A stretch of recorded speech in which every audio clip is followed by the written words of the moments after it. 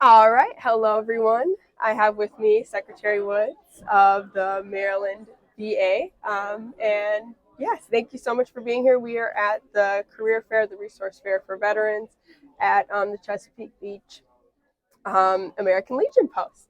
So thank you so much for being here. Thank you very much for having me. How are you doing today? I'm doing well. It's a privilege to be here. Exciting to see, American Legion posts just like this one stepping up and doing their part and taking care of veterans. And I think that's one of the things that I've appreciated most about this role is just seeing the ways of the veteran community, how vibrant it is, how dynamic it is. Organizations old and new stepping up to do great things for veterans across the state. And this is a great example of it. Yes, absolutely. And I have to shout out our county commission because I started going to meetings back in July, August timeframe, and they just made me feel so welcome. Yeah. And I'm probably the youngest about by maybe 15, almost 20 Yeah. years, but it doesn't make a difference. They were excited because I think we really need to reach out to more younger veterans. So could you tell me what is the state kind of doing to focus on that vulnerable population of younger veterans? Well, I actually wanted to start kind of with where you mentioned the idea.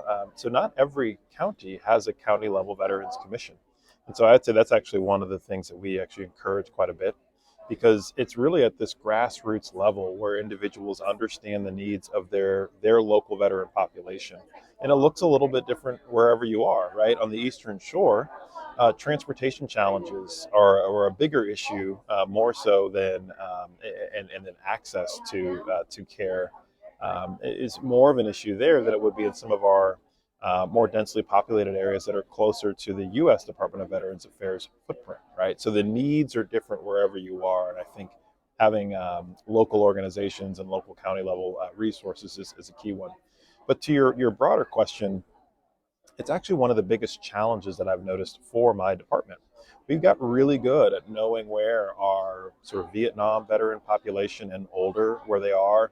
We've got great relationships with the DAV, with the VFW, and the American Legion, of course. But it's really reaching that sort of Gulf War and post 9/11 veteran that I think is one of our biggest challenges, because they communicate differently, they consume information differently, which is why your podcast is really helpful, and that's one of our big areas. And so for me, the priority is on accepting that challenge, embracing that challenge, and leaning into it. Trying to find a new way to tell different stories, I think, is actually a really fundamentally important part as well. I think a lot of us know that veterans of color, women veterans, often underconsume the benefits that they've earned because they don't necessarily see themselves reflected in the stories that we tell about veterans, and they often don't self-identify as veterans when they should, because they've earned these benefits. Mm-hmm. Yes, absolutely. These are all issues that I talk about daily with our Facebook group. Yeah. And another thing is just kind of, we all have the same issues as veterans from each era. We're coming back with PTSD, other mental health issues, Mm-hmm. but the way that younger veterans want to fix these ailments is different. Absolutely. So I think younger veterans are more open about mental health, Mm-hmm. which I have veterans reach out to me daily because the VA is very short on mental health. Yeah. So how is the state kind of helping with that? Yeah, well, we're looking at this from a couple of different directions. One, I think you're absolutely right, right? So helping to reduce stigma is actually quite important, and encouraging individuals to take advantage of mental health resources. It's mental health is health, and it is important that we all recognize that, finding professionals who can get that, who can provide that sort of expertise is really important. But the thing that I'm actually quite proud of is Governor Moore reaffirmed the state's commitment to the governor's challenge to end suicide among service members, veterans, and their families. And so that is actually a very big area where we're focusing. One of the things that I think is most important coming out of that work, one, is providing counties with expertise, resources, and support in understanding where they might have gaps and how they provide mental health crisis support, which I think is really, really quite important to suicide prevention. So that work has been going on for a while now and is yielding results, but also working with providers. And one of the things that we found is that in 40% of suicide deaths, an individual within the last 30 days has seen their primary care provider. And so what we realized is it's actually really important to make sure primary care providers are aware that they might have a former service member who's sitting across from them. And there's a whole different range of questions they might want to ask to build that rapport and to start to address some of the challenges they may have. And then the other thing that I would say that the state did a pretty historic investment in our 988 infrastructure. Many folks don't realize that states actually play a pretty important role in funding that infrastructure. And so it's important that people know that it is a crisis lifeline. You can give them a call if you're having suicidal thoughts. If you're a veteran, you press 1 after you've dialed 988, and it puts you directly in touch with someone who knows how to work with veterans in our community.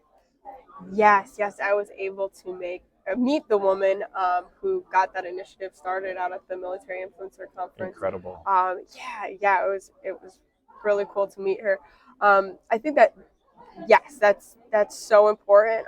Another demographic, I know we all saw the recent suicide report that came out, and women in my demographic, ages 18 to 34, are 3.5 times more likely to commit suicide than their civilian counterparts. What is the state doing to kind of help mitigate that for younger women veterans? Yeah, I think you've raised an important point. Again, I would turn to the governor's executive order on this specifically. And then this goes back to what I mentioned. We've actually created a women veterans program. And so Rosalind Jones from my team actually heads that program. And it really is based on this unique reality that women veterans face a different set of challenges, right? Every veteran group, within it has intersectional challenges that present differently, right? And so it's important, and I'm glad the state recognized the need to understand, one, we need to reach women veterans differently, but we need to understand the programming that is necessary to support women veterans. And so I think that program has been starting to yield results. And I think the combination of having programming that's directly designed for women, in addition to the governor's challenge, that really is our kind of answer right now to try to drive down suicide numbers. But the work is really just beginning. Right, absolutely. Well, Secretary, thank you so much for letting me interview you. And is there anything else I could help you share to the younger population? Ooh, that's a good one. Well, so first and foremost, I would say take advantage of the benefits that you've earned.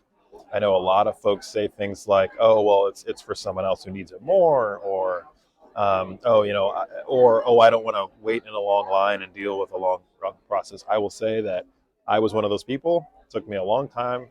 My husband convincing me that it's time for you to go and address these issues.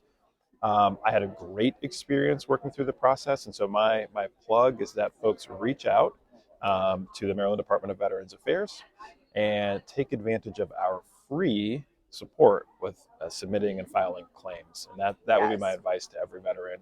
Take advantage of it. They really are life-changing, from VA home loans to GI Bill to healthcare to compensation if you have any injuries that you sustained while in service.